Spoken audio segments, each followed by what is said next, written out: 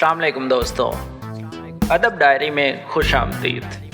آج ہماری گفتگو میں شامل ہیں ڈیوڈ ہیوم۔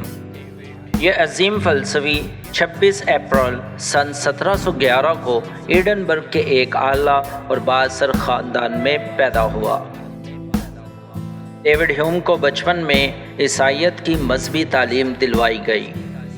وہ 12 سال کی عمر میں یونیورسٹی میں داخل ہوا، مگر 3 سال کے بعد کوئی ڈگری حاصل کیے بغیر یونیورسٹی کو خیر باد کہہ دیا۔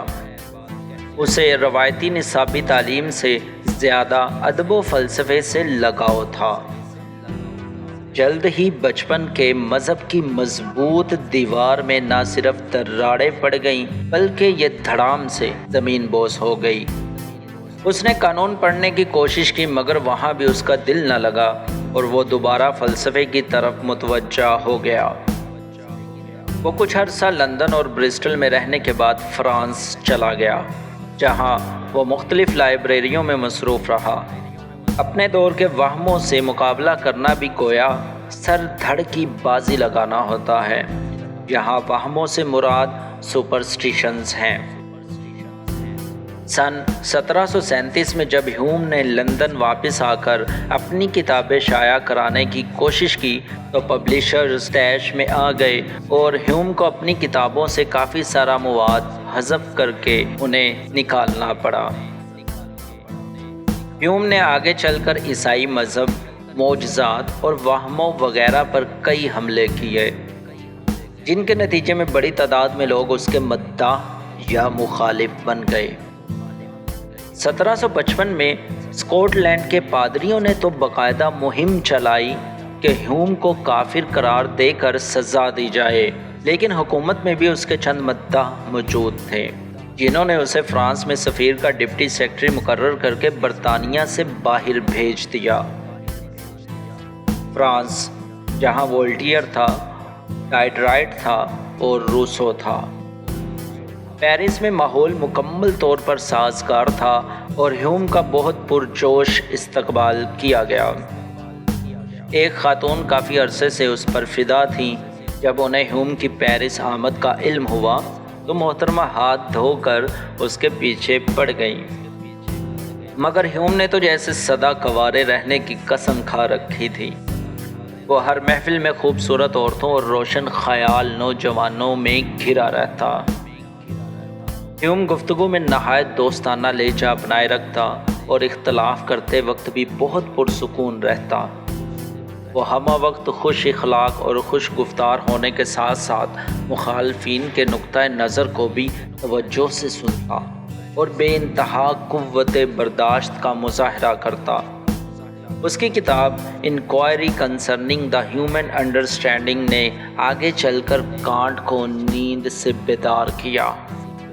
گیبن تو گویا ہیوم کے فلسفے ہی کی پیداوار تھا۔ روسو کافی عرصہ ذاتی دوست بن کر اس کے ساتھ رہا اور ڈائڈرائٹ نے لکھا، میں تمہیں سلام پیش کرتا ہوں، میں تم سے محبت کرتا ہوں۔ ہیوم سن 1775 میں شدید علیل ہو گیا اور سن 1776 میں ایڈنبرگ میں واپس لوٹ آیا اور موت کا انتظار کرنے لگا۔ اتنی جلدی مر جاؤں جتنی جلدی میرے دشمن چاہتے ہیں، اور اتنی جلدی مر جاؤں جتنی جلدی میرے دوست میری بیماری کی وجہ سے چاہتے ہیں۔ بیماری کے عالم میں بھی ہیوم نے مطالعہ جاری رکھا اور اس کی طبیعت میں مزاح کا عنصر باقی رہا۔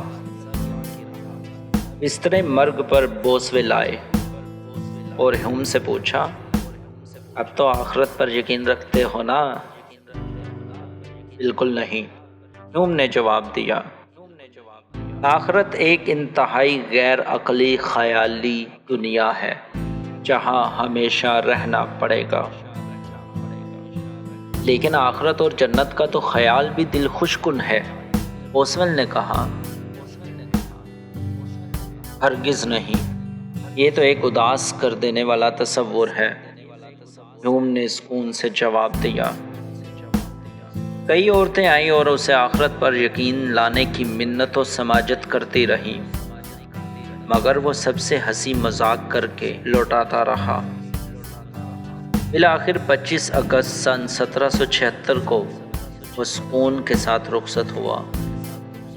بارش کے باوجود اس کے جنازے میں لاتعداد لوگ شریک ہوئے۔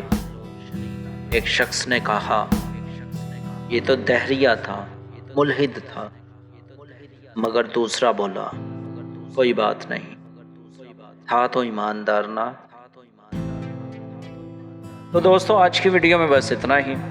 اگلی ویڈیو میں ہم بات کریں گے ہیوم کے فلسفے پر، تو دیکھنا نہ بھولیے گا ادب ڈائری۔ اگر آپ کو یہ ویڈیو پسند ہے تو پلیز سبسکرائب، لائک اور شیئر کرنا مت بھولیے گا۔ بہت شکریہ، اللہ حافظ۔